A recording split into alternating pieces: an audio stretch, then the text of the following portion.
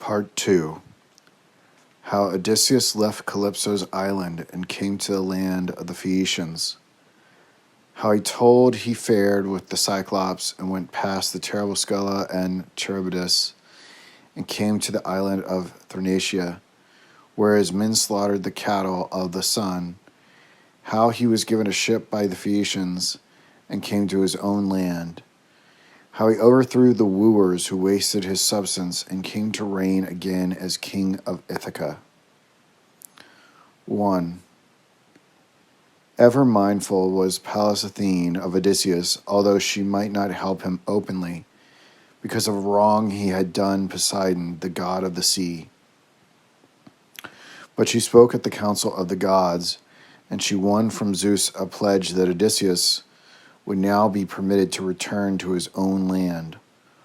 On that day she went to Ithaca, and appearing to Telemachus, moved him, as has been told, to go on the voyage in search of his father. And on that day too Hermes, by the will of Zeus, went to Ogygia, to that island where, as the Ancient One of the Sea had shown Menelaus, Odysseus was held by the nymph Calypso. Beautiful indeed was that island. All round the cave where Calypso lived was a blossoming wood. Alder, poplar, and cypress trees were there, and on their branches roosted long-winged birds, falcons and owls, and chattering sea crows.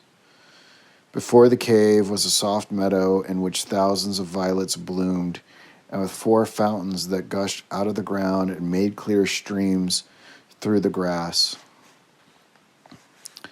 Across the cave grew a straggling vine, heavy with clusters of grapes. Calypso was within the cave, and as Hermes came near, he heard her singing one of her magic songs. She was before a loom weaving the threads with a golden shuttle. Now she knew Hermes and was pleased to see him on her island. But as soon as he spoke of Odysseus and how it was the will of Zeus that he should be permitted to leave the island, her song ceased and the golden shuttle fell from her hand. Woe to me, she said, and woe to any immortal who loves a mortal, for the gods are always jealous of their love. I do not hold him here because I hate Odysseus, but because I love him greatly, and would have him dwell with me here. More than this, Hermes, I would make him an immortal, so that he would know neither old age nor death. He does not desire to be freed from old age and death, said Hermes. He desires to return to his own land and to live with his dear wife Penelope and his son Telemachus. And Zeus, the greatest of the gods, commands that you let him go upon his way. I have no ship to give him, said Calypso, and I have no company of men to help him to cross the sea. He must leave the island and cross the sea. Zeus commands it, Hermes said. I must help him to make his way across the sea if it must be so, Calypso said. Then she bowed her head, and Hermes went from her. Straightway Calypso left her cave and went down to the sea. By the shore Odysseus stayed, looking across the wide sea with tears in his eyes. She came to him and she said, Be not sorrowful any more, Odysseus. The time has come when thou mayest depart from my island. Come now, I will show how I can help thee on thy way. She brought him to the side of the island where great trees grew, and she put in his hands a double-edged axe and an adze. Then Odysseus started to hew down the timber. 20 trees he felled with his axe of bronze, and he smoothed them and made straight the line.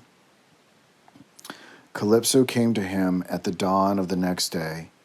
She brought augers for boring, and he made the beams fast. He built a raft, making it very broad, and he set a mast upon it and fixed a rudder to guide it, to make it more secure.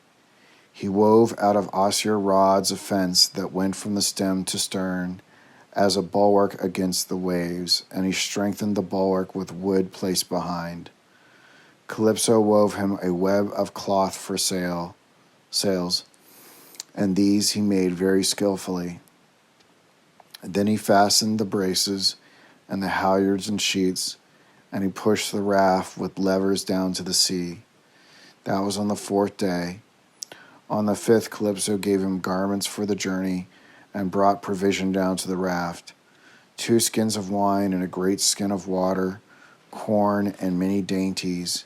She showed Odysseus how to guide his course by the star that some call the Bear and others the Wain, and she bade farewell to him. He took his place on the raft and set his sail to the breeze, and he sailed away from Ogygia, the island where Calypso had held him for so long. But not easily or safely did he make his way across the sea. The winds blew upon his raft, and the waves dashed against it. A fierce blast came and broke the mast in the middle. The sail and the arm-yard fell into the deep. Then Odysseus was flung down on the bottom of the raft. For a long time he lay there, overwhelmed by the water that broke over him. The wind drove the raft to and fro. The south wind tossed it to the north to bear along, and the east wind tossed it to the west to chase.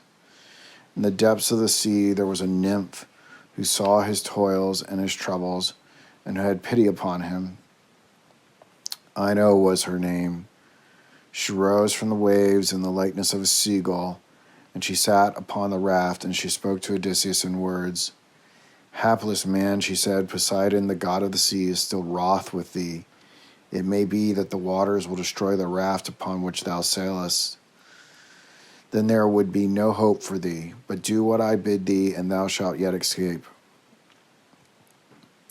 Strip off thy garments, and take this veil from me, and wind it around thy breast.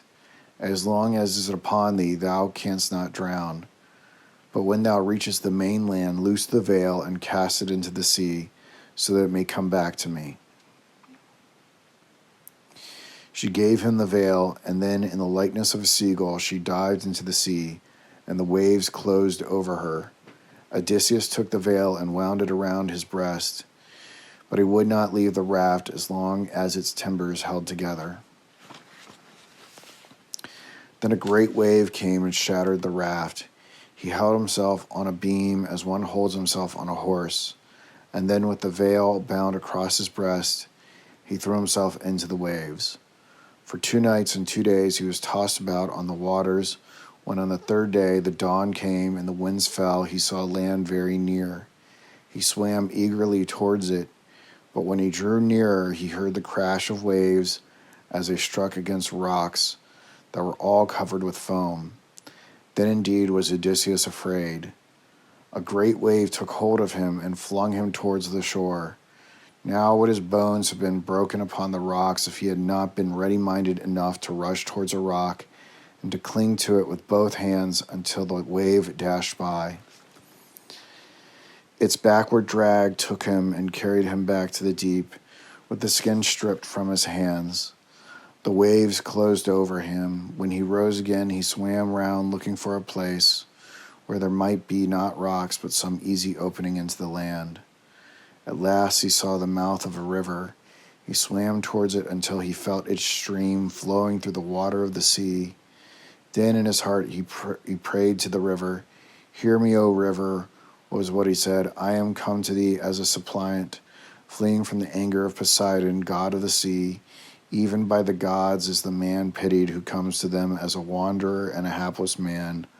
I am thy suppliant. O river, pity me and help me in my need. Now the river water was smooth for his swimming, and he came safely to its mouth. He came to a place where he might land, but with his flesh swollen and streams of salt water gushing from his mouth and nostrils. He lay on the ground without breath or speech, swooning with the terrible weariness that was upon him. But in a while his breath came back to him, and his courage rose. He remembered the veil that the sea nymph had given him, and he loosened it and let it fall back into the flowing river. A wave came and bore it back to Ino, who caught it in her hands. But Odysseus was still fearful, and he said in his heart, Ah me, what is to befall me now? Here am I, naked and forlorn, and I know not amongst what people I am come. And what shall I do with myself when night comes on? If I lie by the river in the frost and dew, I may perish of the cold. If I climb up yonder to the woods and seek refuge in the thickets, I may become the prey of wild beasts." He went from the cold of the river up to the woods, and he found 2 olive trees growing side by side, twining together so that they made a shelter against the winds. He went and lay between them upon a bed of leaves, and with leaves he covered himself over. There in that shelter and with that warmth he lay, and sleep came on him, and at last he rested from perils and toils. 2.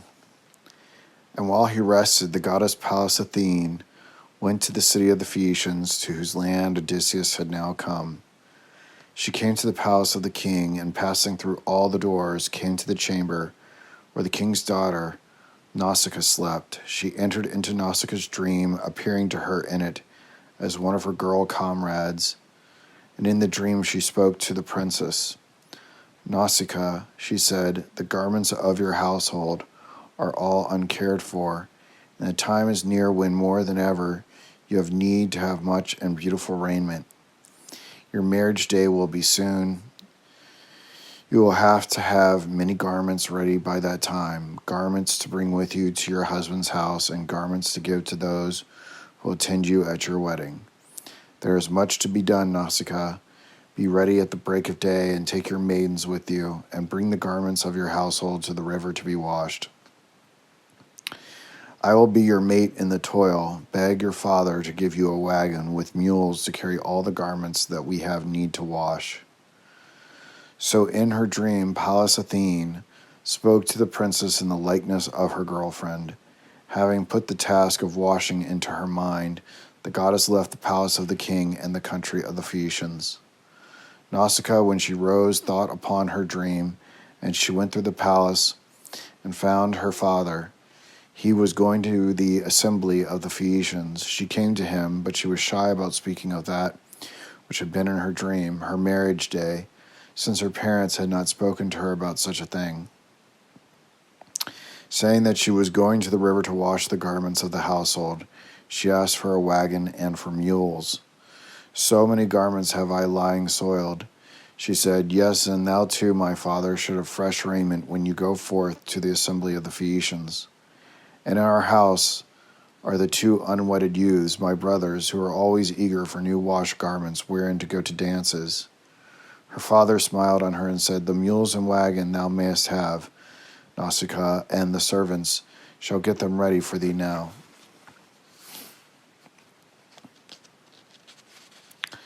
He called the servants and bade them get ready the mules and the wagon. Then Nausicaa gathered her maids together, and they brought the soiled garments of the household to the wagon, and her mother, so that Nausicaa and her maids might eat while they were from home, put in a basket filled with dainties with a skin of wine. Also she gave them a jar of olive oil, so that they might rub themselves with oil when bathing in the river. Young Nausicaa herself drove the wagon. She mounted it and took the whip in her hands and started the mules, and they went through the fields and by farms and came to the river bank. The girls brought the garments to the stream, and leaving them in the shallow parts, trod them with their bare feet. The wagon was unharnessed, and the mules were left to graze along the riverside. Now, when they had washed the garments, they took them to the seashore and left them on the clean pebbles to dry in the sun. Then Nausicaa and her companions went into the river and bathed and sported in the water. When they had bathed, they sat down and ate the meal that had been put on the wagon for them. The garments were not yet dried, and Nausicaa called on her companions to play.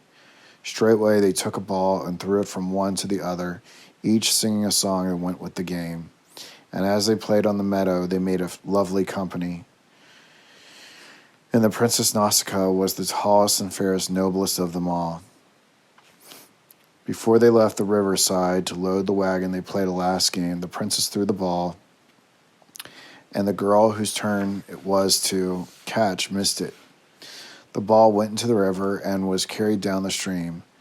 At that they all raised a cry. It was this cry that woke up Odysseus, who covered over with leaves, was then sleeping in the shelter of the 2 olive trees.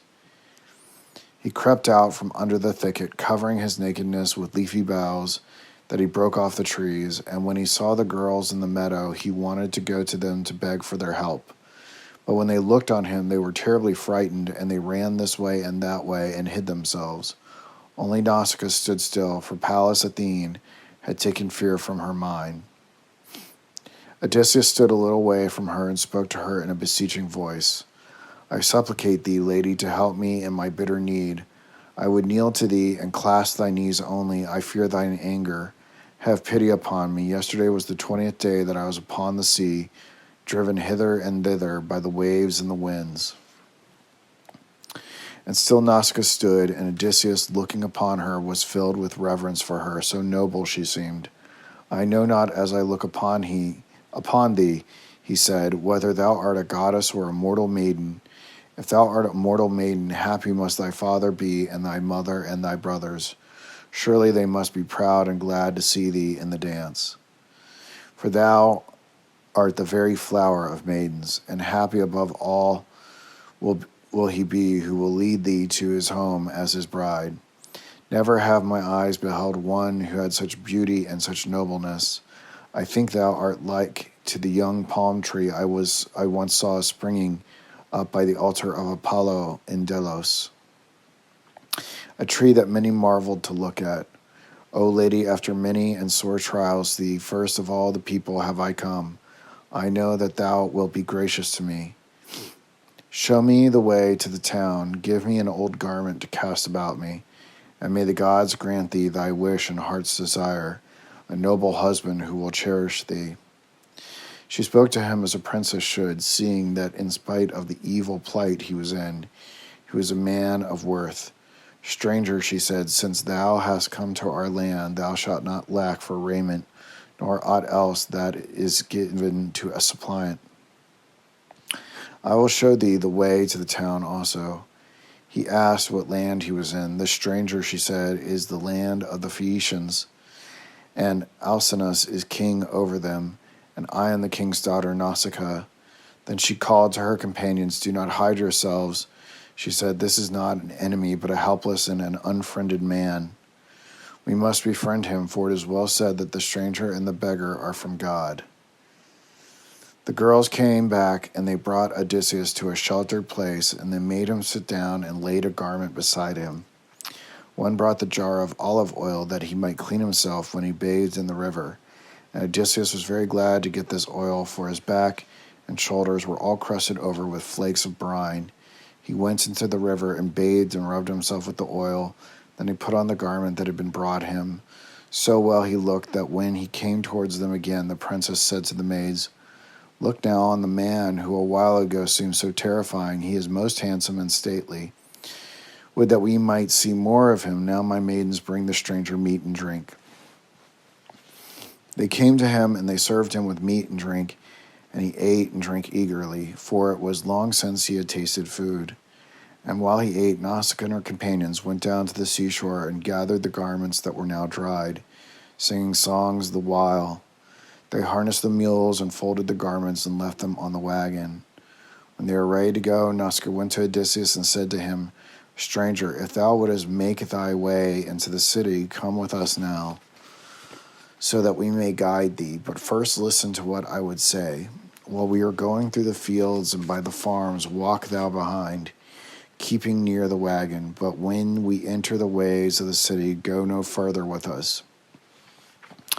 People might speak unkindly of me if they saw me with a stranger such as thou. They might say, who does Nausicaa bring to her father's house? Someone she would like to make her husband, most likely. So we may not meet with such rudeness. I would have thee come alone to my father's house. Listen now, and I will tell thee how thou mayest do this. There is a grove kept for the goddess Pallas Athene within a man's shout of the city. And that grove is a spring, and when we come near, I would have thee go and rest thyself by it. Then when thou dost think we have come to my father's house, enter the city and ask thy way to the palace of the king. When thou hast come to it, pass quickly through the court and through the great chamber, and come to where my mother sits weaving yarn by the light of the fire. My father will be sitting near, drinking his wine in the evening. Pass by his seat and come to my mother, and clasp your hands about her knees and ask for her aid. If she become friendly to thee, thou wilt be helped by our people, and wilt be given the means of returning to thine own land. So Nausicaa bade him, then she touched the mules with the whip, and the wagon went on. Odysseus walked with the maids behind. As the sun set, they came to the grove that was outside the city, the grove of Pallas Athene. Odysseus went in and sat by the spring, and while he was in her grove, he prayed to the goddess, "Hear me, Pallas Athene, and grant that I may come before the king of this land, as one well worthy of his pity and his help." Chapter 3. About the time that the maiden Nausicaa had come to her father's house, Odysseus rose up from where he sat by the spring in the grove of Pallas Athene and went into the city. There he met one who showed him the way to the palace of King Alcinous. The doors of that palace were golden, and the doorposts were of silver. And there was a garden by the great door filled with fruitful trees, pear trees and pomegranates, apple trees and trees bearing figs and olives. Below it was a vineyard showing clusters of grapes. That orchard and that vineyard were marvels, for in them never fruit fell or was gathered, but other fruit ripened to take its place. From season to season there was fruit for the gathering in the king's close. Odysseus stood before the threshold of bronze, and many thoughts were in his mind. But at last, with a prayer to Zeus, he crossed the threshold and went through the great hall. Now on that evening the captains and the counselors of the Phaeacians sat drinking wine with the king. Odysseus passed by them and stayed not at the king's chair, but went where Arete, the queen, sat. And he knelt before her and clasped her knees with his hands and spoke to her in supplication. "Arete, queen, after many toils and perils, I am come to thee and to thy husband, and to these thy guests. May the gods give all who are here a happy life, and may each see his children in safe possession of his halls. I have come to thee to beg that thou wouldest put me on my way to my own land. For long have I suffered sore affliction far from my friends." Then having spoken, Odysseus went and sat down in the ashes of the hearth with his head bowed. No one spoke for long. Then an aged counselor who was there spoke to the king. "O Alcinous," he said, "it is not right that a stranger should sit in the ashes by the hearth. Bid the stranger rise now, and let a chair be given him and supper set before him." Then Alcinous took Odysseus by the hand and raised him from where he sat, and bade his son Laodamas give place to him. He sat on a chair inlaid with silver, and the house dame brought him bread and wine and dainties. He ate, and King Alcinous spoke to the company and said, "Tomorrow I shall call you together, and we will entertain this stranger with a feast in our halls. And we shall take counsel to see in what way we can convoy him to his own land." The captains and counselors assented to this, and then each one arose and went to his own house. Odysseus was left alone in the hall with the king and the queen. Now Arete, looking closely at Odysseus, recognized the mantle he wore, for she herself had wrought it with her handmaids. And when all the company had gone, she spoke to Odysseus and said, "Stranger, who art thou? Didst thou not speak of coming to us from across the deep? And if thou didst come that way, who gave thee the raiment that thou hast on?" Said Odysseus, "Lady, for 7 and 10 days I sailed across the deep, and on the 18th day I sighted the hills of thy land. But my woes were not yet ended. The storm wind shattered my raft. When I strove to land, the waves overwhelmed me and dashed me against great rocks in a desolate place. At length I came to a river, and I swam through its mouth, and I found a shelter from the wind. There I lay amongst the leaves all the night long, and from dawn to midday. Then came thy daughter down to the river. I was aware of her playing with her friends, and to her I made my supplication. She gave me bread and wine, and she bestowed these garments upon me, and she showed an understanding that was far beyond her years. Then said Alcinous the king, Our daughter did not do well when she did not bring thee straight to our house. Odysseus said, My lord, do not blame the maiden. She bade me follow with her company, and she was only careful that no one should have cause to make ill-judged remarks upon the stranger whom she found. Then Alcinous the king praised Odysseus and said that he should like such a man to abide in his house, and that he would give him land and wealth in the country of the Phaeacians.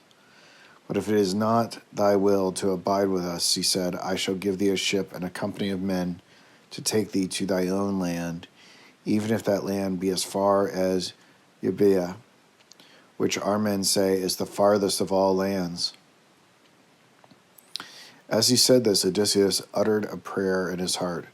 O Father Zeus, grant that Alcinous the king may fulfill all that he has promised, and for that may his fame never be quenched, and that I may come to my own land. Arete now bade the maids prepare a bed for Odysseus. This they did, casting warm coverlets and purple blankets upon it. And when Odysseus came to the bed and lay in it after the tossing of the waves, rest in it seemed wonderfully good. At dawn of day he went with the king to the assembly of the Phaeacians. When the princes and captains and counselors were gathered together, Alcinous spoke to them, saying, Princes and captains and counselors of the Phaeacians, the stranger has come to my house in his wanderings, and he desires us to give him a ship and a company of men, so that he may cross the sea and come to his own land. Let us, as in times past we have done for others, help him in his journey. Nay, let us even now draw down a black ship to the sea, and put 52 of our noblest youths upon it, and let us make it ready for the voyage. But before he departs from amongst us, come all of you to a feast that I shall give to this stranger in my house. And moreover, let us take with us the minstrel of our land, blind Demodocus, that his songs may make us glad at the feast. So the king spoke, and the princes, captains, and counselors of the Phaeacians went with him to the palace. And at the same time 52 youths went down to the shore of the sea, and drew down a ship, and placed the masts and sails upon it, and left the oars in their leathern loops. Having done all this, they went to the palace where the feast was being given, and where many men had gathered. The henchmen led in the minstrel, blind Demodocus. To him the gods had given a good and an evil fortune, the gift of song with the lack of sight. The henchmen led him through the company, and placed him on a seat inlaid with silver, and hung his lyre on the pillar above his seat. When the guests in the minstrel had feasted, blind Demodocus took down the lyre and sang of things that were already famous, of the deeds of Achilles and Odysseus. Now when he heard the words that the minstrel uttered, Odysseus caught up his purple cloak and drew it over his head. Tears were falling down his cheeks, and he was ashamed of their being seen. No one marked his weeping except the king, and the king wondered why his guest should be so moved by what the minstrel related. When they had feasted and the minstrel had sung to them, Alcinous said, Let us go forth now and engage in games and sports, so that our stranger guest may tell his friends when he is amongst them what our young men can do. All went out from the palace to the place where the games were played. There was a foot race, and there was a boxing match, and there was wrestling and weight throwing. All the youths present went into the games, and when the sports were ending, Laodamas, the son of King Alcinous, said to his friends, Come, my friends, and let us ask the stranger whether he is skilled or practiced in any sport. And saying this, he went to Odysseus and said, Friend and stranger, come now and try thy skill in the games. Cast care away from thee, for thy journey shall not be long delayed. Even now the ship is drawn down to the sea, and we have with us the company of youths that is ready to help thee to thine own land. Said Odysseus, "Sorrow is nearer to my heart than sport, for much have I endured in times that are not far past." Then a youth who was with Laodamas, Euryalus, who had won in the wrestling bout, said insolently, "Laodamas is surely mistaken in thinking that thou shouldst be proficient in sports. As I look at thee, I think that thou art one who makes voyages for gain, a trader whose only thought is for his cargo and his gains." Then said Odysseus with anger, "Thou hast not spoken well, young man. Thou hast beauty surely, but thou hast not grace of manner nor speech, and thou hast stirred the spirit in my breast by speaking to me in such words." Thereupon, clad as he was in his mantle, Odysseus sprang up and took a weight that was larger than any yet lifted, and with one whirl he flung it from his hands. Beyond all marks it flew, and one who was standing far off cried out, "Even a blind man, stranger, might know that thy weight need not be confused with the others, but lies far beyond them. In this bout none of the Phaeacians can surpass thee." And Odysseus, turning to the youth, said, "Let who will pass that throw. And if any of you would try with me in boxing or wrestling or even in the foot race, let him stand forward, anyone except Laodamas, for he is of the house that has befriended me. A rude man he would surely be who would strive with his host." All kept silent. Then Alcinous the king said, "So that thou shalt have something to tell thy friends when thou art in thine own hand, we shall show thee the games in which we are most skillful. For we Phaeacians are not perfect boxers or wrestlers, but we excel in all running and in dancing and pulling with the oar. Lo now, ye dancers, come forward and show your nimbleness, so the stranger may tell his friends when he is amongst them how far we surpass all men in dancing as well as in seamanship and speed of foot." A place was leveled for the dance, and the blind minstrel Demodocus took the lyre in his hands and made music, while youths skilled in dance struck the ground with their feet. Odysseus, as he watched them, marveled at their grace and their spirit. When the dance was ended, he said to the king, "My lord Alcinous, thou didst boast thy dancers to be the best in the world, and thy word is not to be denied. I wonder as I look upon them." At the end of the day, Alcinous spoke to his people and said, "This stranger, in all that he does and says, shows himself to be a wise and mighty man. Let each of us now give him the stranger's gift. Here there are 12 princes of the Phaeacians, and I am the 13th. Let each of us give him a worthy gift, and let us go back to my house and sit down to supper. As for Euryalus, let him make amends to the stranger for his rudeness of speech as he offers him his gift." All assented to the king's words, and Euryalus went to Odysseus and said, "Stranger, if I have spoken aught that offended thee, may the storm wind snatch it and bear it away. May the gods grant that thou shalt see thy wife and come to thine own country. Too long hast thou endured afflictions away from thy friends." So saying, Euryalus gave Odysseus a sword of bronze with a silver hilt and a sheath of ivory. Odysseus took it and said, "And to you, my friend, may the gods grant all happiness, and mayest thou never miss the sword that thou hast given me. Thy gracious speech hath made full amends." Each of the 12 princes gave gifts to Odysseus, and the gifts were brought to the palace and left by the side of the queen. And Arete herself gave Odysseus a beautiful coffer with raiment and gold in it, and Alcinous the king gave him a beautiful cup, all of gold. In the palace the bath was prepared for Odysseus, and he entered it and was glad of the warm water, for not since he had left the island of Calypso did he have a warm bath.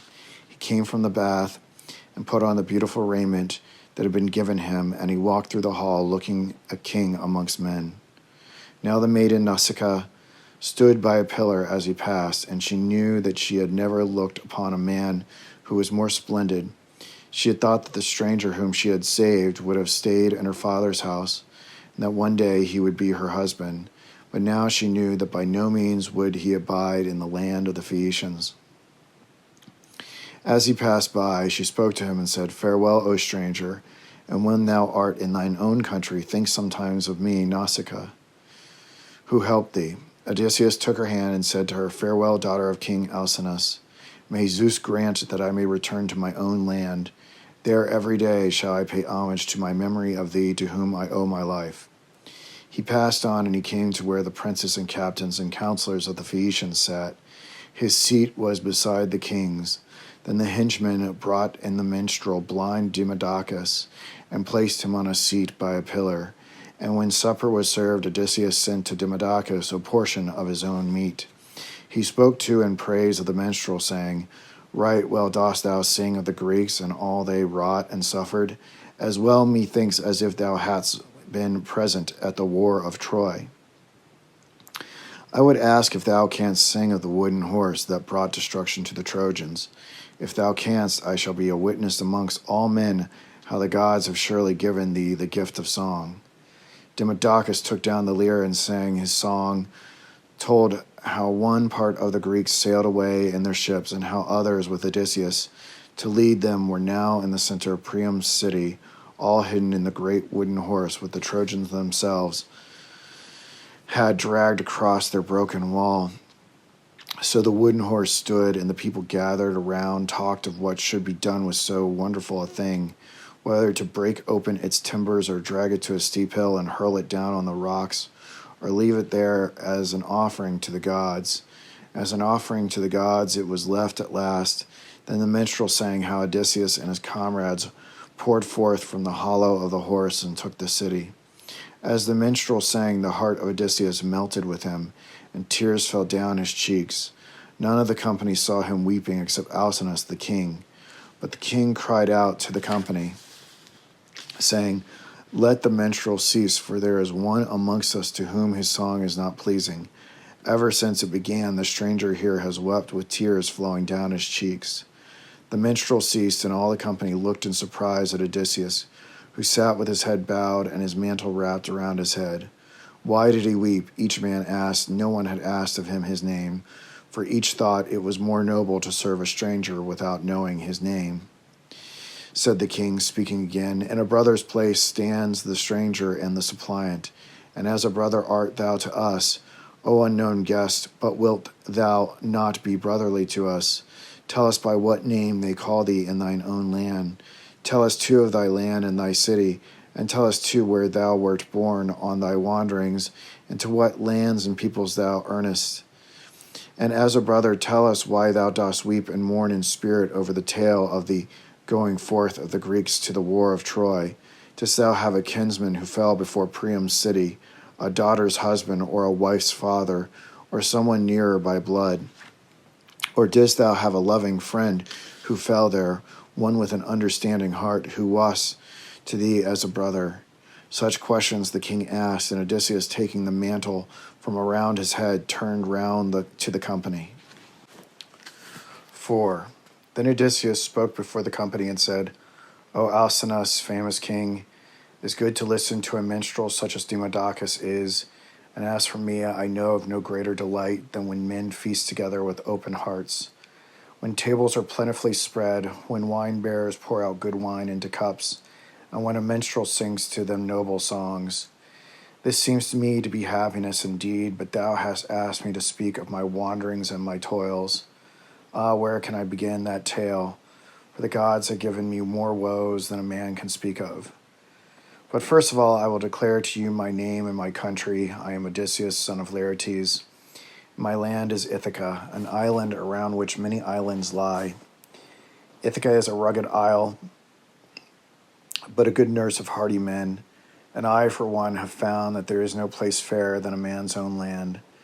But now I will tell thee, king, and tell the princes and captains and counselors of the Phaeacians the tale of my wanderings. The wind bore my ships from the coast of Troy, and with our white sails hoisted we came to the cape that is called Malea. Now if we had been able to double this cape, we should soon have come to our own country, all unhurt. But the north wind came and swept us from our course and drove us wandering past Cythera. Then for 9 days we were borne onward by terrible winds and away from all known lands. On the 10th day we came to a strange country.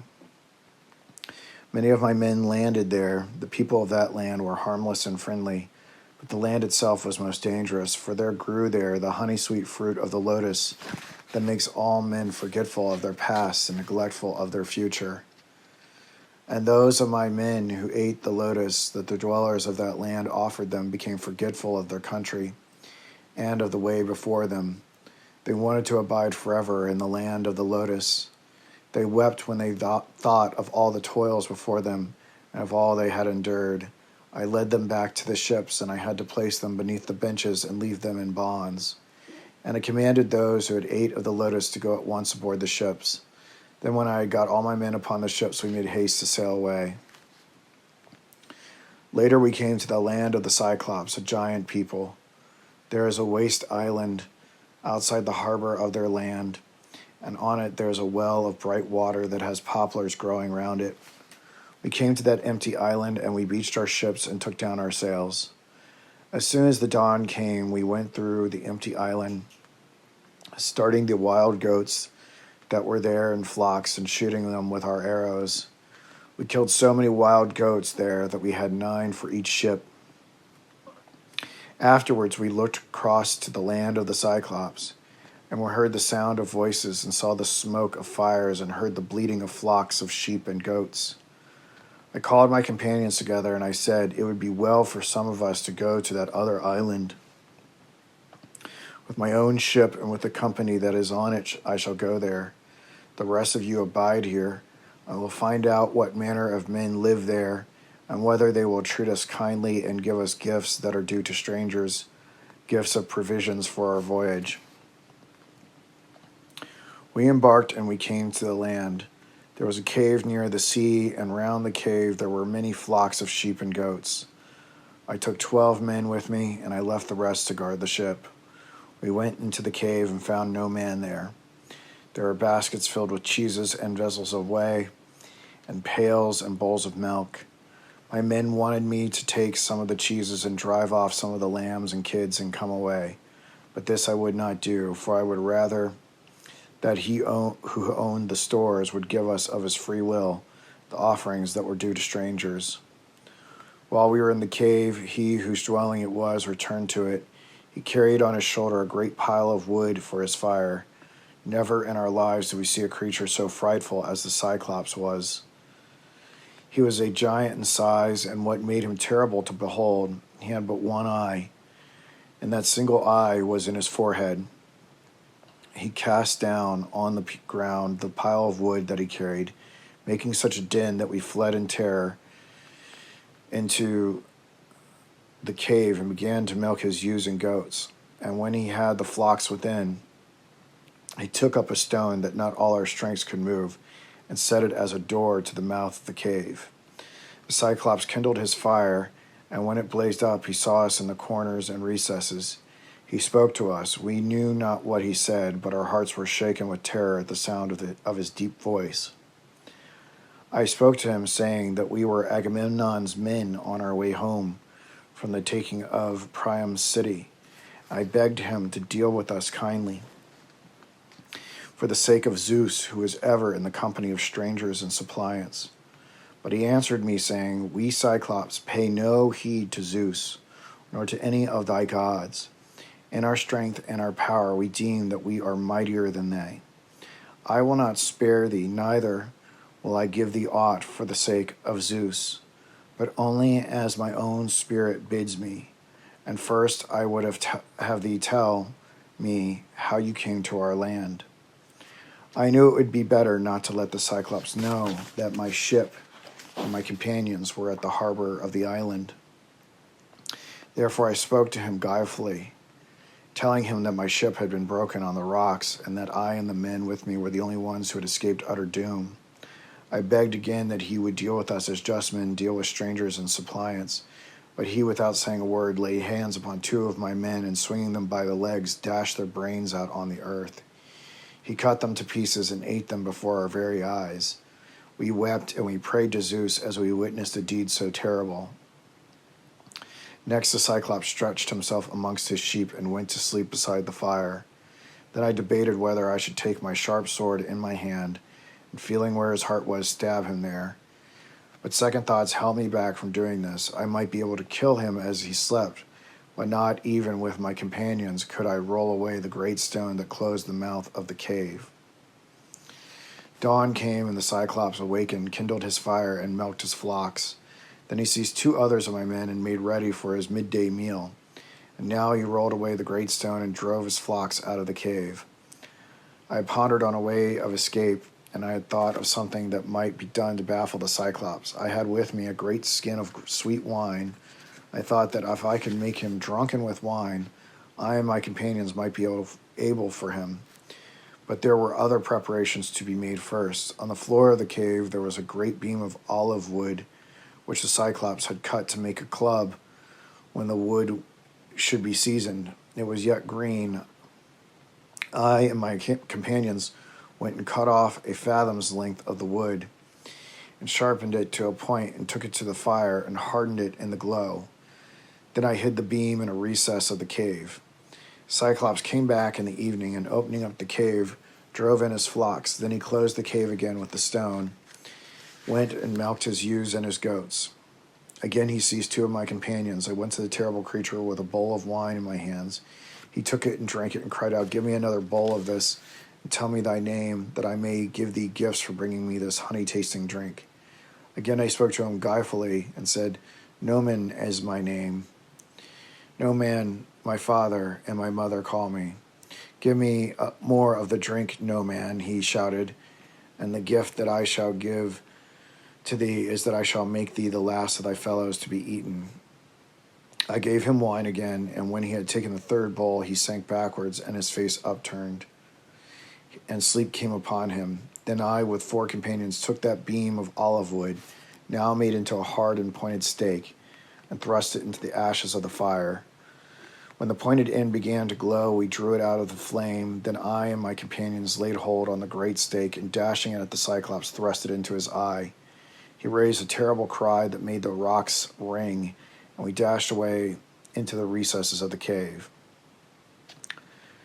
His cries brought other Cyclops to the mouth of the cave, and they, naming him as Polyphemus, called out and asked him what ailed him to cry. "No man," he shrieked out, "no man is slaying me by guile." They answered him, saying, "If no man is slaying thee, there is nothing we can do for thee, Polyphemus. What ails thee has been sent to thee by the gods." Saying this, they went away from the mouth of the cave without attempting to move away the stone. Polyphemus, then groaning with pain, rolled away the stone and sat before the mouth of the cave with his hands outstretched, thinking that he would catch us as we dashed out. I showed my companions how we might pass by him. I laid my hands on certain rams of the flock, and I lashed 3 of them together with supple rods. Then on the middle ram I put a man of my company. Thus every 3 rams carried a man. As soon as the dawn had come, the rams hastened out to the pasture, and as they passed, Polyphemus laid hands on the first and the 3rd of each 3 that went by. They passed out, and Polyphemus did not guess that a ram that he did not touch carried out a man. For myself I took a ram that was the strongest and fleeciest of the whole flock, and I placed myself under him, clinging to the wool of his belly. As this ram, the best of all his flock, went by, Polyphemus, laying his hands upon him, said, "Would that you, the best of my flock, were endowed with speech, so that you might tell me where no man who has blinded me has hidden himself." The ram went by him, and when he had gone a little way from the cave, I loosed myself from him and went and set my companions free. We gathered together many of Polyphemus's sheep, and we drove them down to our ship. The men we had left behind would have wept when they heard what happened to the 6 of their companions. But I bade them take on board the sheep we had brought and pull the ship away from the land. Then when we had drawn a certain distance from the shore, I could not forbear to shout my taunts into the cave of Polyphemus. "Cyclops," I cried, "you thought that you had the company of a fool and a weakling to eat, but you have been worsted by me, and your evil deeds have been punished." So I shouted, and Polyphemus came to the mouth of the cave with great anger in his heart. He took up rocks and cast them at the ship, and they fell before the prow. The men bent to the oars and pulled the ship away, or it would have been broken by the rocks he cast. And then we were further away. I shouted to him, Cyclops, if any man should ask who it was, set his mark upon you, say that he was Odysseus, the son of Laertes. Then I heard Polyphemus cry out, I call upon Poseidon, the god of the sea, whose son I am, to avenge me upon you. Odysseus, I call upon Poseidon to grant that you, Odysseus, may never come to your home, or if the gods have ordained your return, that you come to it after much toil and suffering, in an evil plight and in a stranger's ship, to find sorrow in your home. So Polyphemus prayed, and to my evil fortune Poseidon heard his prayer. But we went on in our ship rejoicing at our escape.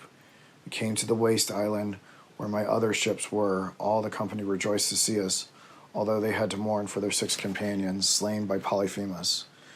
We divided amongst the ships the sheep we had taken from Polyphemus's flock, and we sacrificed to the gods at the dawn of the next day. We raised the sails on each ship, and we sailed away.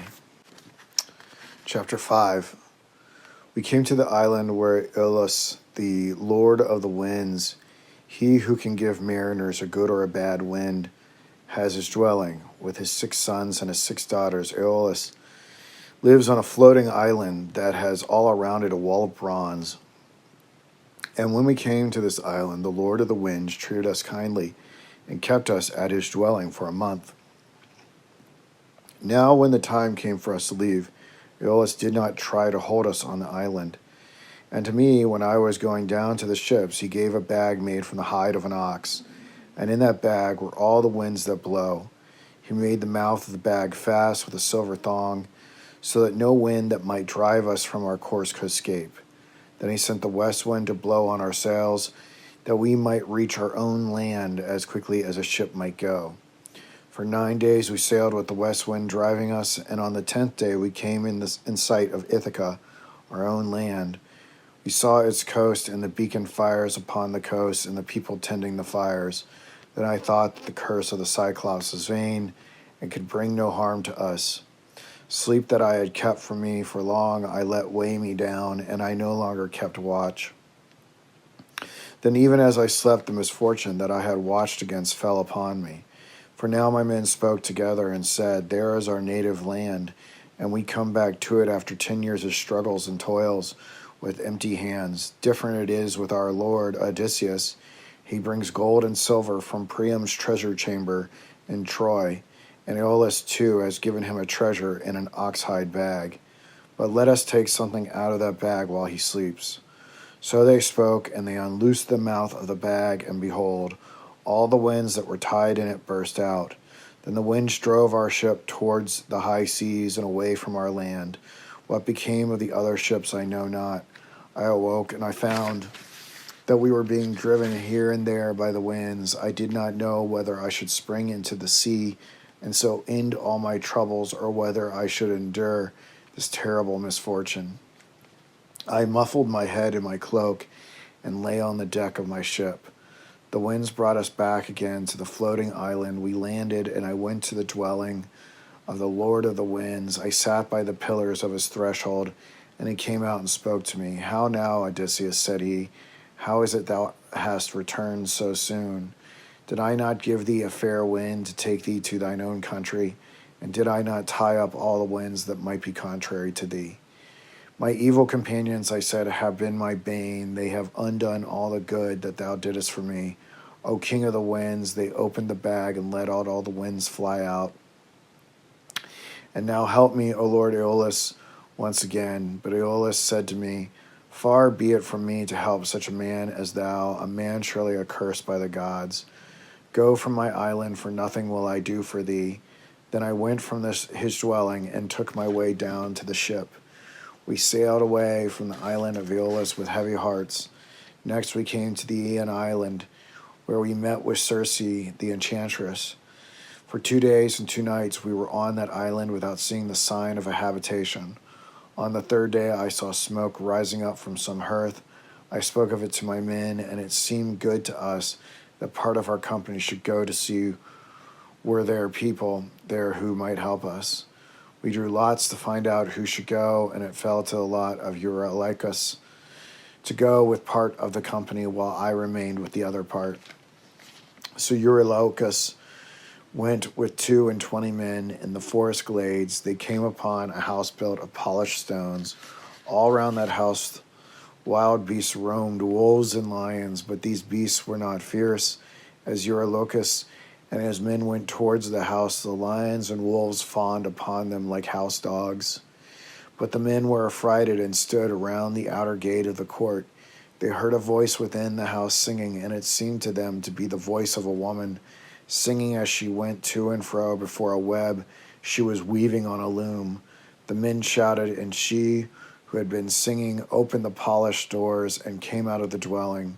She was very fair to see. As she opened the doors of the house, she asked the men to come within, and they went into her halls.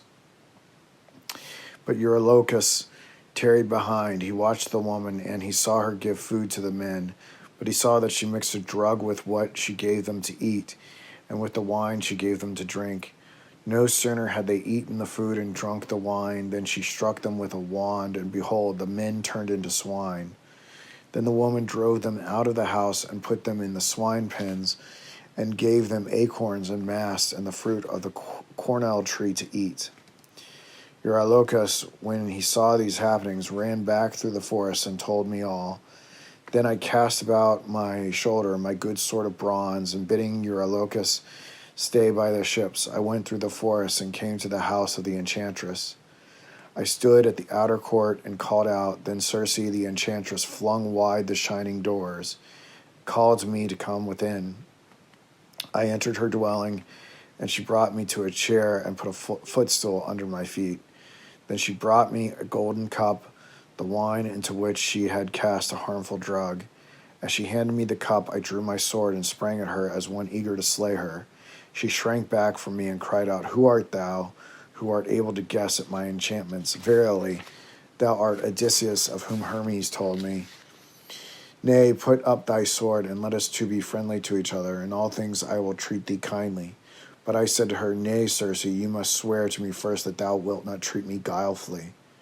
She swore by the gods that she would not treat me guilefully, and I put up my sword. Then the handmaids of Circe prepared a bath, and I bathed and rubbed myself with olive oil. And Circe gave me a new mantle and doublet. The handmaidens brought out silver tables, and on them set golden baskets with bread and meat in them, and others brought cups of honey-tasting wine. I sat before a silver table, but I had no pleasure in the food before me. When Circe saw me sitting silent and troubled, she said, "Why, Odysseus, dost thou sit like a speechless man? Dost thou think there is a drug in this food? But I have sworn that I will not treat thee guilefully, and that oath I shall keep." And I said to her, "O Circe, enchantress, what man of good heart could take meat and drink, while his companions are as swine in swine pens? If thou wouldst have me eat and drink, first let me see my companions in their own forms." Circe, when she heard me say this, went to the swine pen and pointed out and anointed each of the swine that was there with a charm. As she did, the bristles dropped away, and the limbs of the man were seen. My companions became men again, and were even taller and handsomer than they had been before. After that, she lived on Circe's island in friendship with the enchantress. After that, we lived on Circe's island in friendship with the enchantress. She did not treat us guilefully again, and we feasted in her house for a year. But in all of us there was a longing to return to our own land, and my men came to me and craved that I should ask Circe to let us go on our homeward way. She gave us leave to go, and she told us of the many dangers we should meet on our voyage. 6. When the sun sank and darkness came on, my men went to lie by the hawsers of the ship. Then Circe the enchantress took my hand, and making me sit down by her, told me of the voyage that was before us. "To the sirens first you shall come," and said she, "to the sirens who sit in their field of flowers, and bewitch all men who come near them. He who comes near the sirens without knowing their ways and hears the sound of their voices, never again shall the man see wife or child, or have joy of his homecoming. All round where the sirens sit are great heaps of the bones of men, but I will tell thee, Odysseus, how thou mayest pass them. When thou comest near, put wax over the ears of thy company, lest any of them hear the siren's song. But if thou thyself art minded to hear, let thy company bind thee hand and foot to the mast, And if thou shalt beseech them to loose thee, then must they bind thee with tighter bonds. When thy companions have driven the ship past where the sirens sing, then thou canst be unbound. Past where the sirens sit, there is a dangerous place indeed. On one side there are great rocks, which the gods call the rocks wandering. No ship ever escapes that goes that way. And round these rocks the planks of ships and the bodies of men are tossed by waves of the sea and storms of fire. One ship only ever passed that way, Jason's ship, the Argo, and that ship would have been broken on the rocks if Hera the goddess had not helped it to pass, because of her love for the hero Jason. On the other side of the rocks wandering are two peaks, through which thou wilt have to take thy ship. One peak is smooth and sheer and goes up to the clouds of heaven. In the middle of it there is a cave, and that cave is the den of a monster named Scylla. This monster has 6 necks, and on each neck there is a hideous head. She holds her heads over the gulf, seeking for prey and yelping horribly. No ship has ever passed that way without Scylla seizing and carrying off, in each mouth of her 6 heads, the body of a man. The other peak is near. Thou couldst send an arrow across to it from Scylla's den. Out of the peak a fig tree grows, and below that fig tree Charybdis has her den. She sits there sucking down the water and spouting it forth. Mayest thou not be near when she sucks the water down, for then nothing could save thee. Keep near to Scylla's than to Charybdis' rock. It is better to lose 6 of your company than to lose thy ship and all thy company. Keep near Scylla's rock and drive right on. If thou shouldst win past the deadly rocks guarded by Scylla and Charybdis, thou wilt come to the island of Phaeacia. There the cattle of the sun graze with immortal nymphs to guard them. If them comest to that island, do not hurt to those herds. If thou doest hurt to them, I foresee ruin for thy ship and thy men, even though thou thyself shouldest escape. So Circe spoke to me, and having told me such things, she took her way up the island. Then I went to the ship and roused my men. Speedily they went aboard, and having taken their seats upon the benches, struck the water with their oars. Then the sails were hoisted, and a breeze came, and we sailed away from the isle of Circe the enchantress. I told my companions what Circe had told me about the sirens in their field of flowers. I took a great piece of wax and broke it, and kneaded it until it was soft. Then I covered the ears of my men, and they bound me upright to the mast of the ship. The wind dropped, and the sea became calm, as though a god had stilled the waters. My company took their oars and pulled away. When the ship was within a man's shout from the land, we had come near the sirens, espied us, and raised their song. Come hither, O Odysseus, the sirens sang. Stay thy bark and listen to our song. None hath ever gone this way in his ship until he hath heard from our own lips the voice sweet as a honeycomb, and hath joy of it, and gone on his way a wiser man. We know all things, all the travail the Greeks had in the war of Troy, and we know all that hereafter shall be upon the earth. Odysseus, Odysseus, come to our field of flowers, and hear the song that we shall sing to thee. My heart was mad to listen to the sirens. I nodded my head to the company, commanding them to unloose me. But they bound me the tighter, and bent to their oars and rowed on. When we had gone past the place of the sirens, the men took the wax from off their ears and loosed me from the mast. But no sooner had we passed the island than I saw smoke arising and heard the roaring of the sea. My company threw down their oars in terror. I went amongst them to hearten them, and I made them remember how by my device we had escaped from the cave of the Cyclops. I told them nothing of the monster Scylla, lest the fear of her should break their hearts. Now we began to drive through that narrow strait. On one side was Scylla, and on the other Charybdis. Fear gripped the men when they saw Charybdis gulping down the sea, but as we drove by, the monster Scylla seized 6 of my company, the hardiest of the men who were with me. As they were lifted up in the mouths of her 6 heads, they called to me in their agony, but I could do nothing to aid them. They were carried up to be devoured in the monster's den. Of all the sights I have seen on the waves of the water, that sight was the most pitiful. Having passed the rocks of Scylla and Charybdis, we came to the island of Phaeacia. While we were yet on the ship, I heard the lowing of the cattle of the sun. I spoke to my company and told them that we should drive past the island and not venture to go upon it.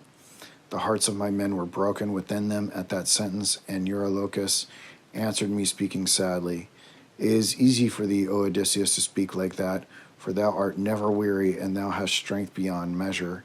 But is thy heart too of iron, that thou wilt not suffer thy companions to set foot upon shore, where they may rest themselves from the sea and prepare their supper at their ease?"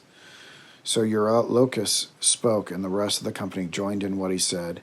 Their force was greater than mine. Then said I, "Swear to me a mighty oath, one and all of you, that if we go upon this island, none of you will slay the cattle out of any herd." They swore the oath that I gave them. We brought our ship to a harbor and landed near a spring of fresh water. And the men got their supper ready. Having eaten their supper, they fell to weeping, for they thought upon their comrades that Scylla had devoured. Then they slept. The dawn came, but we found that we could not take our ship out of the harbor, for the north wind and the east wind blew a hurricane. So we stayed upon the island, and the days and the weeks went by. When the corn we had brought in the ship was all eaten, the men went through the island fishing and hunting. Little they got to stay their hunger. One day while I slept, Eurylochus gave the men a most evil counsel. Every death, he said, is hateful to man, but death by hunger is far the worse. Rather than die of hunger, let us drive off the best cattle from the herds of the sun. Then if the gods would wreck us on the sea for the deed, let them do it. I'd rather perish on the waves than die in the pangs of hunger. So he spoke, and the rest of the men approved of what he said. They slaughtered them and roasted their flesh. It was then that I awakened from my sleep. As I came down to the ship, the smell of the roasting flesh came to me. Then I knew that a terrible deed had been committed, and a dreadful thing would befall all of us. For 6 days my company feasted on the best of the cattle. On the 7th day the wind ceased to blow. Then we went to the ship and set up the mast and the sails and fared out again on the deep. But having left that island, no other land appeared, and only sky and sea were to be seen. A cloud stayed always above our ship, and beneath that cloud the sea was darkened. The west wind came in a rush, and the mast broke, and in breaking struck off the head of the pilot, and he fell straight down into the sea. A thunderbolt struck the ship, and the men were swept from the deck. Never a man of my company did I see again. The west wind ceased to blow, but the south wind came, and it drove the ship back on its course. It rushed towards the terrible rocks of Scylla and Charybdis. All night long I was borne on, and at the rising of the sun I found myself near Charybdis.